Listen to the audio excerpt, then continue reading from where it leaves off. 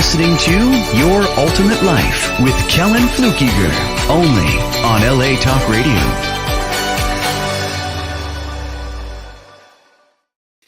Hello and welcome to today's episode of Your Ultimate Life. This is the place where we create life, one idea, one thought at a time. And I use this background of a martial arts dojo on purpose because I've spent, I don't know how many thousand hours in one like this, or many like this, and there's a lot of work, but there are big goals.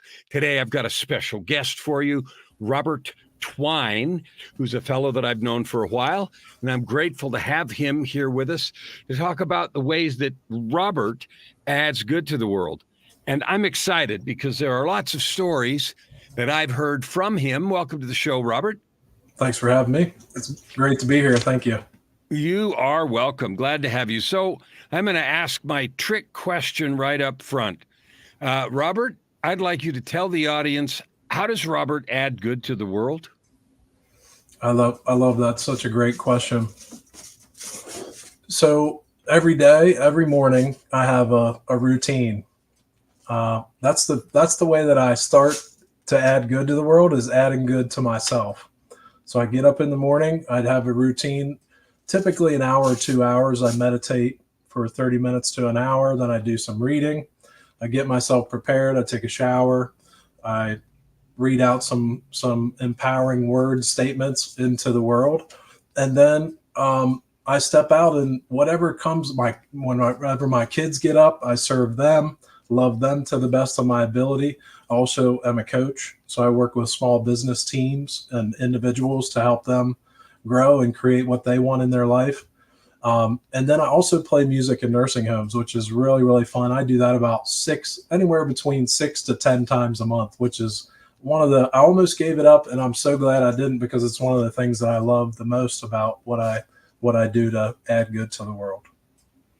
So, one of the things that you talked about, the very first, is a morning routine to add good to yourself and to prepare yourself. You use the word preparation, and, you listed a couple of things which are focused on your spirit and your body and that sort of stuff. And everybody's heard of, the 5 a.m. miracle and that kind of thing. What is there that's powerful? Like, most people talk about morning rituals. Oh, if I have time, I'll try to do this. Yeah, I'm supposed to. And, they don't really do it. What is it that makes yours different, that makes it something that you do all the time instead of skipping? That's another great question. And I would say for about 30 years, I had people suggesting. I went to 12-step meetings starting when I was about 17 years old. And they're one of the things that they talk about is meditation. And I had people saying, hey, have you tried meditation, when I was 17? And I'm like, what do I look like, a monk? I'm not going to meditate. Are you silly? Like, what am I going to do? Sit around and go, om, om, om? I was like, I'm not trying that crap. So I didn't do it. And people kept suggesting, hey, why don't you try this? And I was, no, contempt prior to investigation, right? That's not for me. I'm not going to do that. So for 20 years, I said, no, I wouldn't try it. And finally, my life got so miserable. I created so much havoc and chaos in my life that finally, all right, what do you want me to do? There's like, how about you try meditating? Okay, I'll try it. I'll do anything to get away from this terrible, terrible feeling that I created in my life with all the chaos. So I tried it. And guess what happened? It worked. It helped me to feel very peaceful. It helped me to feel very centered. It helped me to clear my mind. It helped to take away cravings that I had for drugs. It really helped me to get to a place where I felt peaceful, which I was always looking for. And it helped me to be very okay with myself when I did it. And then why do I do it every day now? Is because when I don't do it, I feel I go back to that crazy self where I don't know what's wrong. It's like, what's wrong? I can't figure it out. Well, you stop meditating. Maybe that's part of it. So that's why I do it, because it works. So people to say, one of the things that people say when they start meditating is, I don't think I can do it right.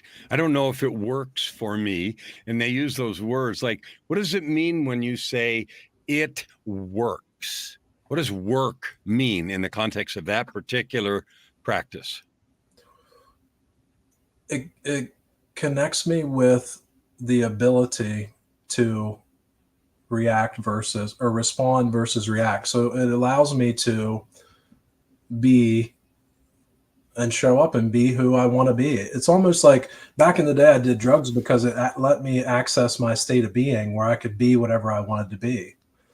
And the only other thing that I found to help me access my state of being so I could show up and be who I wanted to be is meditation, getting all those thoughts. I talked to a Buddhist monk, and his practice was Nichiren Buddhism. And he said he likened meditation to a mental bowel movement. It's where you're getting all that stuff that's in the way, all those thoughts that are in the way out. You're getting them out of your head. You're just clearing your mind and allowing yourself to get back to square one, where you can show up and choose what thought you want to lead with. So I love that. Thank you. Because, one of the things I say to people is meditation is you're learning a skill, and the skill is to learn to direct your thinking, as opposed to having it be sort of this chaotic mess that directs you. So that's fantastic.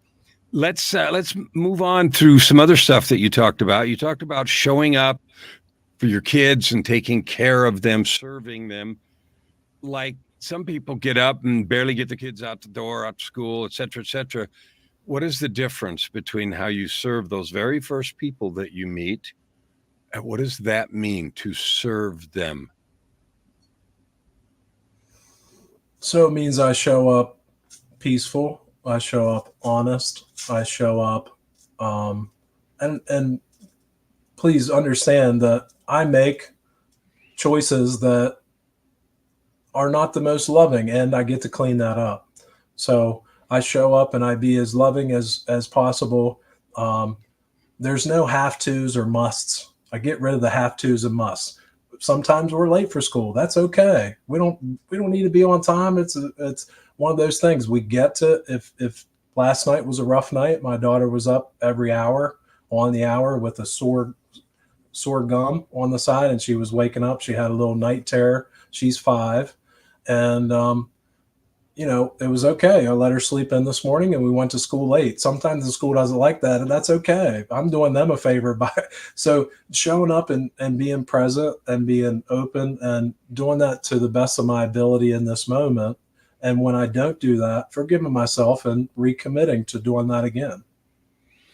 There's a phrase that comes to my mind when you describe that, being okay with what is, not worrying too much about what the school thinks, and by extension, anybody or anything else. And the phrase is surrender, which I equate with trust. So talk about how having a stance, which comes from your meditation, cleaning out all the garbage, a stance of trust or surrender serves you, serves your kids, and then we'll expand it to others that you talked about. Yeah, I love that you surrender is trust, that you define it that way. And that was the first time I ever heard it was from you. That's something that I believe you posted, or that I saw in a book that you had written somewhere that I read. And I love that. I love that surrender is trust. And I've done it my way and tried to figure it out for so long and read all the books and get the right strategy and get the right technique and get the right way. And one of the things that I found out was by thinking that I didn't have it for so long, it eluded me. And I came to this place where, from the people that I spent time with, people like you that I followed, I listened to, and I emulate the power and the things that you share and the way that the stance that you have. I've showed up and see, the more I think I need to know, the less I know. So just showing up empty and being, I'm here to serve. What is, and really being a conduit and asking, okay, what's the way that I need to go here? What is, just showing up. And somebody said something today is, take one step and the universe will give you 1,000. So just step out in without knowing, just step in one step, and the universe is going to give you the 1,000 steps ahead. And it's that not having to know that allows the path to be shown. And I've heard you talk a lot about that, and I really appreciate that everything that you do is it's inspiring, and you have been a great influence on me, and I appreciate it. You have just helped me so much, and I appreciate it.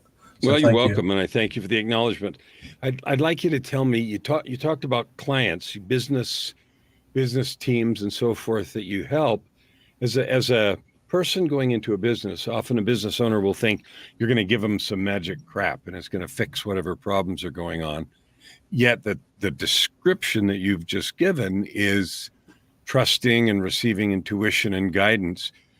Talk about, because this is a real question when you talk about coaching businesses and the sort of woo-woo-ish idea that we can be guided and all that crap. So talk about how you help a skeptical sort of nuts and bolts business owner who's looking to get clients or reduce expenses or do something in the context of preparing yourself and then being in a place and space to provide what you provide for them. So when I show up with a knowing that I can help them.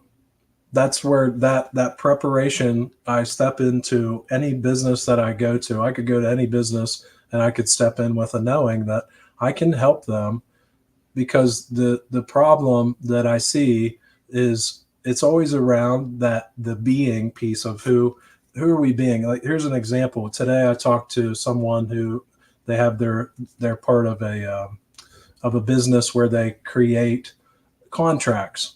And when we started talking, their vision was 12 contracts for the year. So as we started talking, and I asked them a question, I said, what if you could make 12 contracts in 3 months instead of a year? And they started to look at the possibilities, because once we start the thinking that we have is, oh, well, we can only do this and we can't do that because of all these ideas that we have. And once we start to look in the direction of possibility, people get pointed in the direction of what is really possible. It's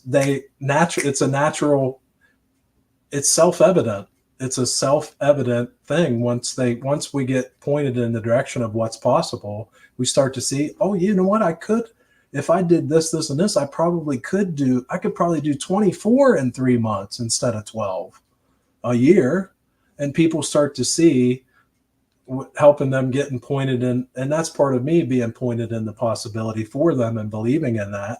Like, what if you could create 50 in a month? Is that possible? And people start to go, well, yeah, if I did this and this, and then it starts to show up. It's that trust, right? It's that opening to the possibility of what's really possible. What is really possible? And I ask the people out there, what's possible? You think maybe you can only do 12 in a year? What if you could do 12 in a month? Think about it. What if? So I can't to what if is a fabulous, perspective shift. I can't, or it won't, to what if, and just asking that question. What do you think? I mean, like, you work with different people and you talk to lots, whether they end up working with you or not. What do you think creates this seemingly impenetrable barrier around us where we think, I can't, it won't, it doesn't? Like, what is that? Where does it come from, and what is it made out of? A simple choice. It's a choice of perspective. For me, is what comes up is, what's it made out of? It's made out of thought. It's made out of language. And that's the other thing, is when I work with people, one of the things that I talk a lot about is the language that we use. Before I prepared for this, my language wasn't, I don't know when I'm going to show up. This is going to be terrible. I don't know what I'm going to say. It's going to be horrible. Kellan's probably going to see a booger hanging out of my nose. My language was not that. My language was, I'm going to show up and serve. I have something to offer that's valuable. I'm going to show up and I'm going to serve. And in the language, the words that we speak, and in the thoughts that we think, it either creates possibility or it creates barrier. So what's it made of? I think it's made of words. I think it's made of language. Either the possibility or the barrier is made of words. So let's agree with that. Let's just go down that road and say, someone's listening and they hear you say that, and they say, well, I can't just speak gold bars onto my porch. There So you go. I want gold bars. I want gold bars. And I open the door and they're not there. So Kellan and Robert, they're full of crap. So talk more, because I don't disagree with you, but I want you to teach. I want you to unravel some more about this idea of the thoughts and the language we use. How does it create our experience, our life, our reality? Talk more about that. Well, here's an example. I was with a client the other day, and they said numerous times, "I don't know what I want. I don't know what I want. I don't know what I want." And then after that, they shared what they wanted, and they said it again. They said what they wanted. They didn't hear themselves say what they wanted because they had told themselves I don't know what I want. So when they said what they wanted, they couldn't hear it, which is perfect. There's no judgment around this. We've said these stories for so long, and these words have come out of our mouths for so long that we become, this is what I see, is we become unconscious. And as we start to take on the fun, exciting opportunity to take a look at the words as they're coming out of our mouth, we get to go, I'm going to try. Well, that's an excuse, but, oh, well, there you go. There's another one. Get that one out. But I have to, and I can't, and I must, and all these things, the absolutes of, I got to do it right now. And it's always this way. And it's never that way. It's sometimes the language, we have so many words coming out of our mouth that aren't, it's like when I work with people, we boil down the language to the gold. Get it down to the gold of what is the language that is creating your world, and get that. And can it be that simple? Maybe here's something somebody said, what if it's fun, simple, and easy? What if it's actually fun, simple, and easy? What if that's the truth? What would that mean if it was actually fun, simple, and easy? What if you told yourself that about everything in your life, that it's fun, simple, and easy to create whatever I want? What if that was your story? Whoa, what would that mean? So I love that. And I love the fact that you gave a whole bunch of examples. And so what I'm hearing you say is it's important and valuable for each person to listen carefully to the language that comes out of our mouths and the dialogue inside of our head, because from that we create either binoculars or blinders. Like we can either see far away or we can't see at all. We can see into the realm of imagination and possibility, or we can't see past the end of our nose. And we don't even know that we're doing that until we start paying attention, like real attention to the language and what we're creating emotionally and physically with that language. Is that what you said? I love that reiteration of what I said. Yeah, that's exactly. And I think in the beginning it feels daunting, because what we're creating in our worlds, this was my experience. It was very daunting for me to look around, and I didn't want to take responsibility for that, because it just felt so heavy. I was like, this can't all be me. This can't be me. And whenever it's on the other end, it's like, yeah, I'm creating my world whenever everything's going good, right? It's like, yeah, I'm creating that, sure. And then when things are going bad, it's like, oh, wait, somebody else is creating that.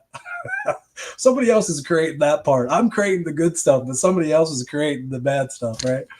Which I don't subscribe to good and bad, but in the way that look at, like, this is a more valuable experience than this, I love that.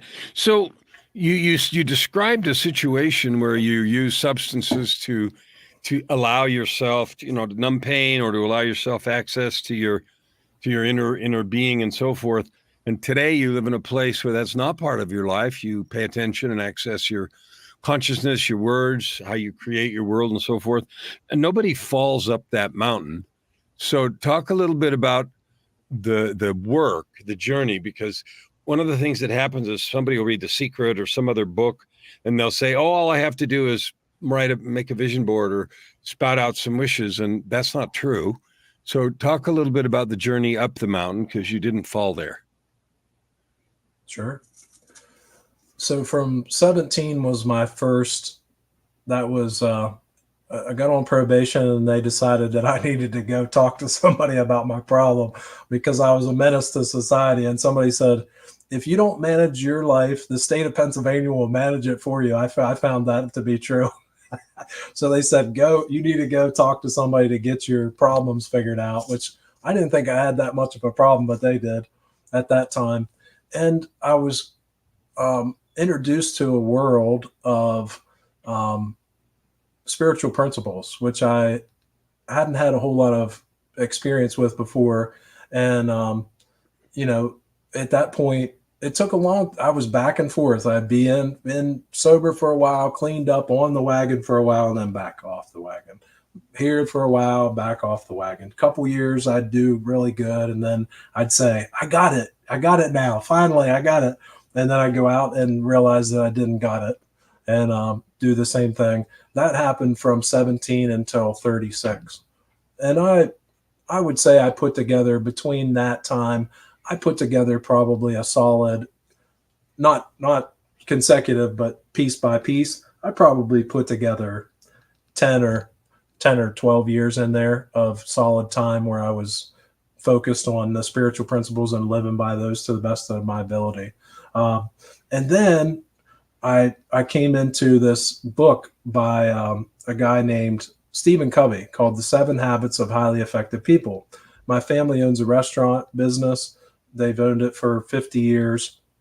And I started working there to stage to take over. And I was being the leader manager. And so I read this book and I was like, oh my goodness, if you treat your employees like your customers, you're going to get better. They're going to work a lot harder for you. I was like, what is this magic stuff, right? It was like really simple stuff, but it changed my world. And then after that, I really got excited about personal development. I went to these workshops called Fred Pryor seminars, and I loved what they did. They did these seminars, and I was like, that's what I want to do. So I didn't know how to do it, but because I never graduated high school. I never went to college. I've been to jail a couple of times. I was like, these people were really successful CEOs. They were people who had run big companies. They were administrators of schools and stuff. And I was like, well, they're probably not going to hire a guy like me because I don't have a degree. So I was like, how am I going to do this? So I started creating workshops for the people at the business. And then I stepped out and said, I want to do something to help. Then I did NLP, hypnotherapy, a couple of different coach trainings. And it took a long time. It took about 6 or 7 years of really studying and doing all the trainings and trying to figure out how I could learn enough to be enough. And then I figured out it's not, you can't ever learn enough to be enough. We just have to show up as enough. That's fabulous. And the effort and energy, like, I don't want someone to hear that and say, oh, okay, I don't need to go learn anything. It was in the process of your effort and learning that you discovered that you already had the ability to use the things that you were learning. So one train of thought is, I need to learn all this stuff, then I'll be okay. Another thought is, I'm already okay and I still want to learn all this stuff and be able to use it. And our ability to use it is directly related to believing that we can, as opposed to thinking that the stuff is going to make us okay. And so that's fabulous. And like I said, you didn't fall up. You put in the effort. Something happened. You had I call those moments of inspiration, and then a follow-up plan, a liberation event, and you started pursuing this. You had a dream, you had an idea, and you went to town on it to create something new. So one of the things I do know about you is you have some really interesting stories. You've told us some already, and it should be really encouraging because you started from what some could consider a very difficult place, yet here you are. Tell me a little bit about the music part, because, I'm a musician and I have a soft spot for that. So tell me, you said you were an heir to a restaurant. What happened to that? What is the music? talk more about how you have developed yourself to add good to the world in the ways that you described. Yeah, the restaurant was such a fabulous opportunity for me to step into a leadership role. Just a perfect opportunity for me to see my true value as a leader, that I had that ability. Because for years I said, who's going to want to talk to me? I'm just a little nothing. Nobody's going to listen to me. I'm just a blah blah blah. And I thought that I didn't have anything to offer the world. And whenever I took on that role and stepped into that leadership position, I was able to see um, how that was such a great staging for me to be able to step out and to do what I'm doing now. It was such a great start. And when I stepped out, I stepped away from that. I knew that I loved the leadership aspect, but I didn't wake up thinking I want to cook cheeseburgers for a living and be at work 6 days a week, working 80 hours a week. I didn't want to do that. That wasn't what I wanted to do with my life. So when I stepped away, I had no idea how is this going to work? And the way that I knew that I could make money is I played music from the age of 15, played drums and piano, then guitar. And I played a lot. Once I figured out girls like that kind of stuff, I was like, yeah, I'm going to play a lot of guitar. So that was my driver back then. It was girls love music, so I'm going to learn how to play.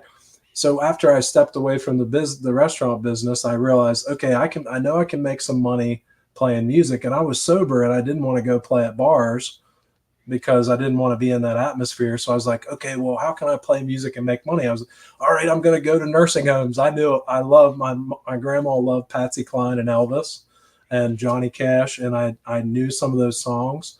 So I was like, I'm going to do that. So that's what I started doing to make money. And it wasn't a lot of money, but it was good. And I found that it also helped me to get up in front of an audience and be able to be me and to learn and to learn who I am as a person and how I can interact and really serve people in a powerful way and let go of the story of what does this mean and just show up in service and love and show up and say, I'm here to create a fun, exciting time for these people. And now everywhere I go, it's so fun. Every time I play at a new place, they're like, when are you coming back? When are you coming back? We want you back next week. And we have such a good time. And I love to tell corny jokes and they love corny jokes. So that works really good for me.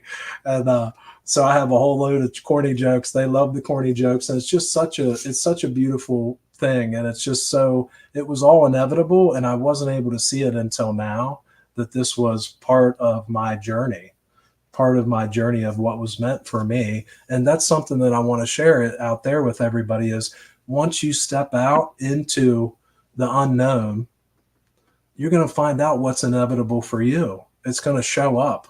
It's going to show up in your life. When you step out and you just step out into the unknown and you say, I'm going to do this because it's just, you feel that feeling and you just step out into it without knowing. That's when the magic happens. That's when the miracles start to show up. You said something really that to me is really important. And so I do say things over because I want people to make sure they heard it. You said, I had the freedom I created by my willingness to go, my desire to do music, my willingness to go in a place that some people might consider not very much fun. Old folks' homes, what's that? You chose to look at it like an opportunity to serve, an opportunity to be yourself. In other words, just show up with the idea of service and to have a good time and provide value to those folks. And some people might be afraid of that. And the reaction to you is, when are you coming back? How important is that realization about just being yourself without all the baggage that we carry?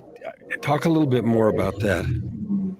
That experience of me stepping out, and I want to preface it by saying this, that in the beginning I wanted to make money and that was the only way I knew how. So it wasn't like in the beginning I was like, I'm going to have to serve these people. I was doing it because I thought, if I don't do this, I'm going to starve.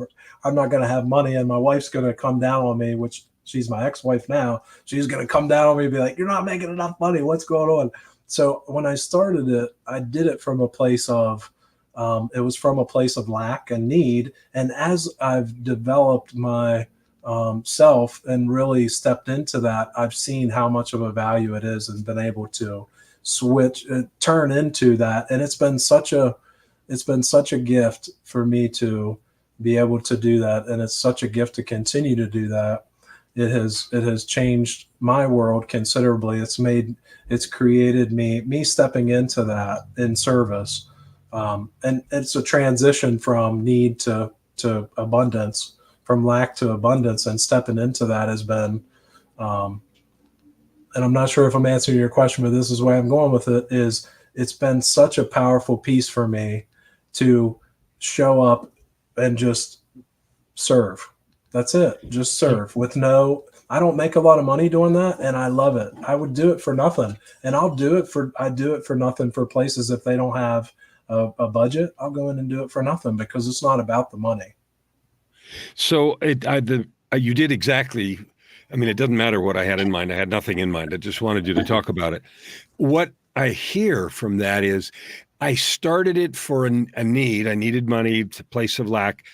And the discovery of yourself, the joy that you could bring, is an evolution of that. And the reason I find that so important is sometimes people have the feeling that they got to go to the mountain and get enlightenment, whatever that means, before they can start something. And you're saying it the other way around. Screw all that. Just start and go do stuff and give in, say yes, and move forward.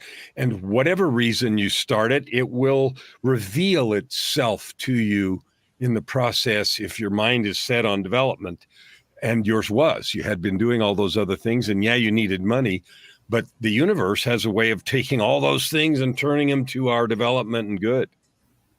Yeah, and the same thing happened in my coaching. When I started, I did marriage coaching, and my motto was, I gotta find, and I didn't consciously have this motto, but the way I showed up was, whose marriage is terrible enough that they're ready to say yes to me to helping them. That was kind of the way that I showed up, is I gotta find somebody desperate enough to buy my services. And I found people who were, and working with those people was challenging.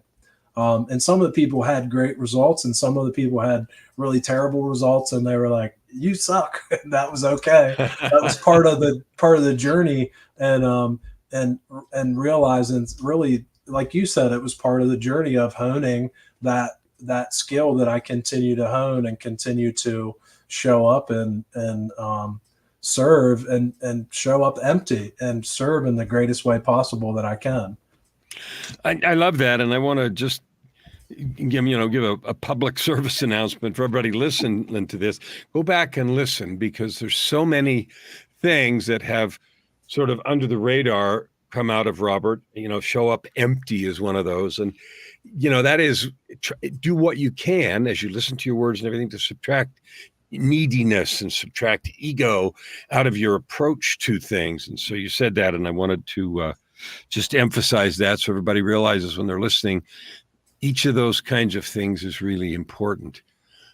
You have another story that I happen to be privy to parts of, and that is you have a relationship now that's kind of unusual, and it also involved some degree of surrender and serendipity and intervention from higher sources and so forth. You want to share a little bit about that? You said my wife would come down on me, and then you said now ex-wife. So clearly you've had a relationship and it didn't work, despite the fact that you were a marriage counselor or doing that. So talk a little more about that and what's going on now. Well, we don't shy away from anything here, so let's get on the road. Rubber meets the road and see what happened. This is a beautiful story. And when I was married, my ex-wife and we struggled 15 years. We had 2 children. Our son, he's 22, and he was 5 whenever I met my ex-wife, and we just struggled and struggled and struggled and struggled. And as I got sober and started to live my life in a way of started to take responsibility for my side of the street, we tried to work things out, just didn't work. So when I I actually had an experience where I just was frustrated. I said, "Oh, what do I need to do here? And the voice said, "Go now." I was like, "Okay, I'm going to go. Here I go." That was what the voice said, "Go now." We've been struggling for all these years. So I left, and we finally separated and got a divorce. And when I did that, it allowed me, that was in December of 2022. And in January of 2023, I was introduced to a book called The Ultimate Coach Book, and Steve Hardison and some other things. And then I got introduced to this group called the Ultimate Coach Facebook group. And when I got into that group, one of the things people were posting was this book called Victor Bach, How to Solve All Your Money Problems Forever. And I had read the book, and I started to open up, and I started to become open to deeper possibilities in my life. And I started to think, man, what's possible? Maybe I can create way more than I thought. And I started to shift from lack and need and I got to get to what if I just showed up and just showed up authentically and did my best to serve. And that was my shift, was starting to shift to that, showing up open and being ready to serve, and who I can serve anybody. And when I did that, I started writing out, one of the things in that book is have statements. So it's like talking about all your desires. What do you desire? Write it all out, speak it, write it on a piece of paper every day. I, Robert Twine, have a brand new BMW. I, Robert Twine, have a 4-bedroom house. And one of the statements was, I, Robert Twine, have a beautiful, amazing, fantastic, compassionate, loving, vivacious woman as my life partner. And I started speaking that out, and I started writing it out, and I did a voice clip of it, and I was listening to it. And lo and behold, 2 weeks later, this amazing woman sends me a voice clip, and I wake up to the morning of this voice clip. Emma Edwards sends me this voice clip, like, acknowledging me for my posts and all this. And I thought, wow, that's kind of neat, right? So we got on a video call right away, and we started talking, and we've been talking ever since. And she lives in, and it's been phenomenal. And what I want to speak to with that is becoming open to give and receive. It's one of the biggest things that has come from my experience of reading the Ultimate Coach book, being connected with people like yourself, is becoming open to give and receive, not just acknowledgments, but also the possibility of what could happen in your life if you let go of those things, those thoughts, and those things that are holding you back. What could be possible in your life? And it was so amazing that she lives 3,300 miles away in another country across the pond, and she's been here twice, and we're creating amazing things together, amazing things. And it seems, when I look at it, it's like, what if 2 years ago, if I would have looked at that, I was like, there's no way that would ever happen in my life, that I would ever be creating that. And today I see that it's inevitable, that it always was inevitable. It was waiting on me to let go of the things that were holding me back for that to come into my life. And that's waiting for the people that are here too. There's so much that's waiting on us to step into that unknown and to step into just not knowing. We don't need to know. We step out and follow our heart. When we do that, miracles start to show up. It's inevitable. It happens for every single person that does that miracles show up in their lives. So you said a couple of sentences that I found very good and very instructive and powerful. You said, and I'm going to ruin it, and you can fix it if you want, but you said, I couldn't have imagined creating that.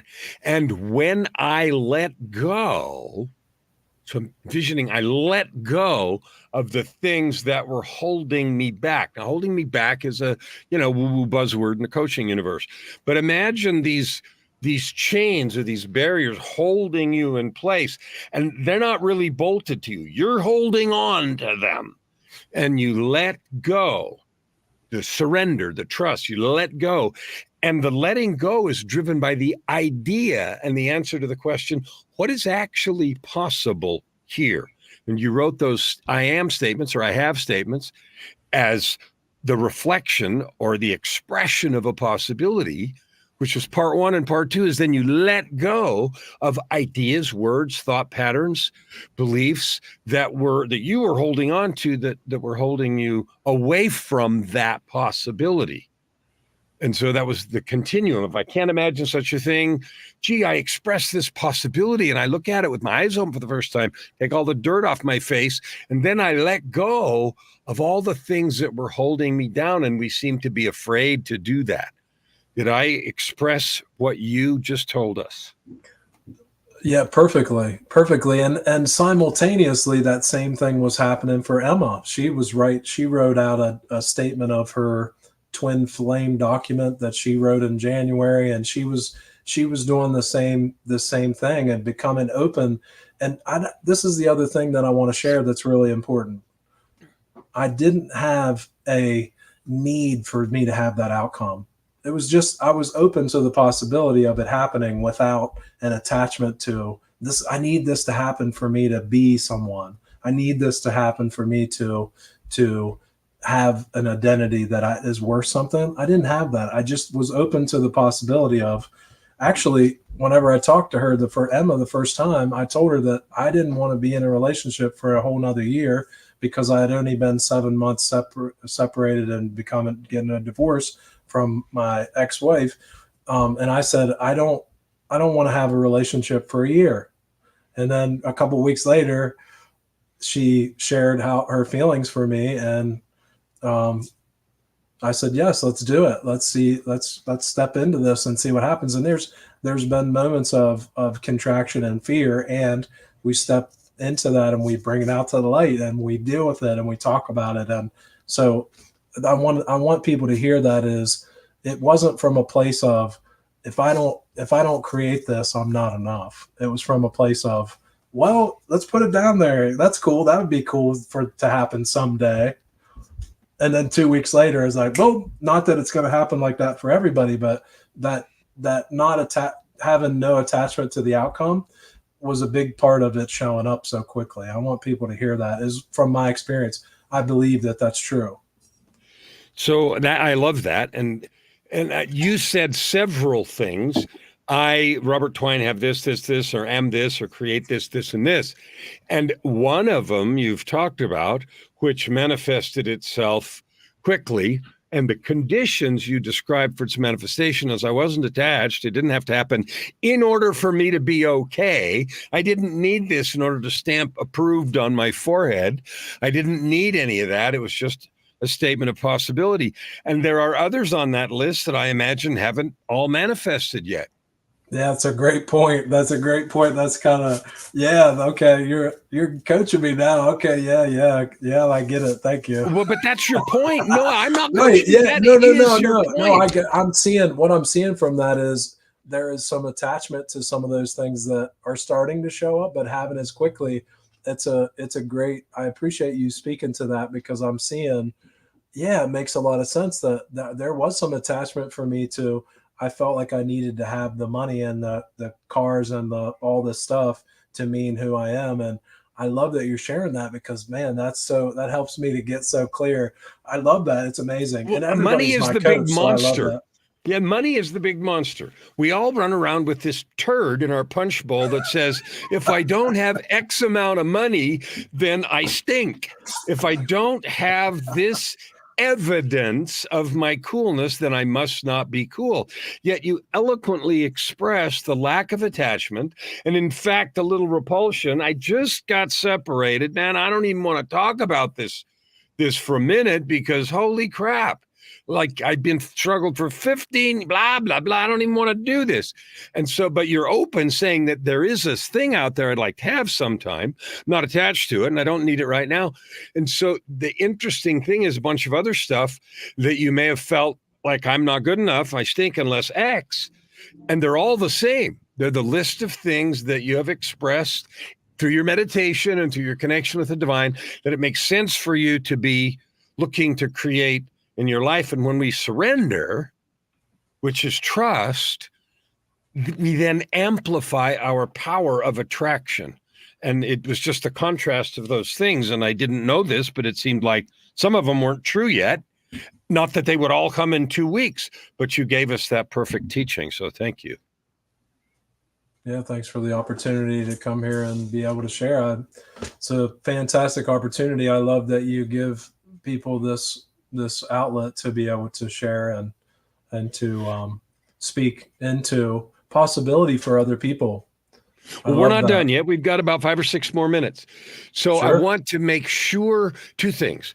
The first thing is I want to make sure you tell all my listeners how to follow Robert Twine, the old folks home, joy-bringing musician, guitar strumming, used to be chick magnet thing, who now does it out of love to make a little money, who's a good coach, who's manifesting things not only for himself, but for clients, and teaching eternal principles, like you speak your world into existence. How do people find you? I don't know if you've written a book yet or not, or if you have programs or tell us how to find more about what you do. So get your I have statements. I have Robert Twine as my coach. Just write that down every day 10 times, and then I'll show up at your house. No, I'm just kidding. Oh, shoot. No, Facebook is a great way, Robert Twine at Facebook, or you can send me an email at shift of perspective, not shit of perspective, shift of perspective at gmail.com. So either Facebook, Robert Twine, or shift of perspective at Gmail. You can send me an email or you can connect with me on Facebook. I am on Instagram. I'm also on LinkedIn, and I'm also on, what's the X now? As it used to be Twitter. Used to be Twitter. It's now X. Okay, X. I'm on that too, and I don't really check those too much. Facebook's really my main. That's my main place that I do stuff. And actually, this is a fun story. Quickly, is this past year, my Facebook was hacked, and I had 4,000 people connections, something like that, 2.5, maybe 3,000. That could be wrong, but all that happened, and I was like, wow, this is going to be fun. And I was like, I've grown a lot. There would have been a time where I would have felt like I lost my Facebook, and whenever that was an opportunity for me to start over, and I felt really good about it. And so I want to share that with people here. If you do your business strictly on Facebook, something to think about is to create it offline as much as you can. That way you don't need that to run your business, because that can happen. And you can don't lose do all your the business context on any individual thing, because Right. you don't own the platforms, and all kinds of crap can happen. So Robert's lesson is for all of us. Thank you for that. And I would encourage listeners to look his stuff up. He's a genuine down-to-earth guy. Started with family had a restaurant, 17, this and that problem, and now has described in detail the hike up the mountain as far as he is, because this whole thing, our whole life is a mountain without a top, and now lives in a place that you've seen. Like, I've talked to him before. This is genuine. This is Robert. He goes out to serve and to love and to add good to the world in his unique way. We've got a couple of minutes left, and so I'd like you to think, there's going to be people who hear this that think, yeah, that's all good for him, and the stories are pretty cool, but, and then, fill in the language, but, or, well, and one of the things I say is anytime you hear the word, well, you can ignore everything that comes after that, because it's all garbage anyway. So what would you leave listeners with? What thoughts, encouragement, assurances would you leave here with? So I'd leave with the question, leave you with a question to answer is, what is it that you really want in your life? And then the second part of that question is, how are you keeping it out? The but, and the, yeah, that's good for you, but not for me. That's something to look at, as possibly that's part of what's keeping that out of your life. And you can choose to create what you want. And there's lots of people out there that I know, if anybody out there connected with Kellan, you would have a conversation with them. If anybody reached out to me, I would have a conversation with you. So why aren't you doing that? What's holding you back from that? Because you could do that. You could send me a message. I would have a conversation with you. could be the most valuable conversation of your life. You could send Kellan a message. He would probably, I'm sure you would have a conversation, and it could be the most valuable thing. So why are you not doing that? What's holding you back from that? Because you can say yes to that. There's a lot of people out there that are here to help when you're ready. And if you're not ready now, that's okay. When you are ready, reach out to somebody that you see is creating powerfully in their life and ask them how they're doing it, and do that. Do it how it works for you. So that would be my invitation. I love that, and thank you. And I would encourage you listeners to do that thing. It's easy to say, well, later. It's easy to say, well, they probably don't mean it. It's easy to say, well, they'll just probably try to sell me something or whatever. That isn't what it's about. You heard Robert say he goes and does performances for people that can't possibly pay him in old folks' homes. And he does it out of love to see the joy and the smiles on their face. Robert, I want to thank you for sharing your heart, your story, and your smile and everything about you with us today. Thanks, Kellan. Appreciate you. You are absolutely welcome. I want to invite you guys, every one of you, to listen again. Just go through this and ask that question. What are you doing to keep this success, this joy, this development, this opportunity out of your life? Because it's your birthright. It's your opportunity, but it isn't going to create itself. Your language, your words, your thoughts, your feelings, you create your reality. So let's create something good. Reach out to Robert and move forward to create your ultimate life.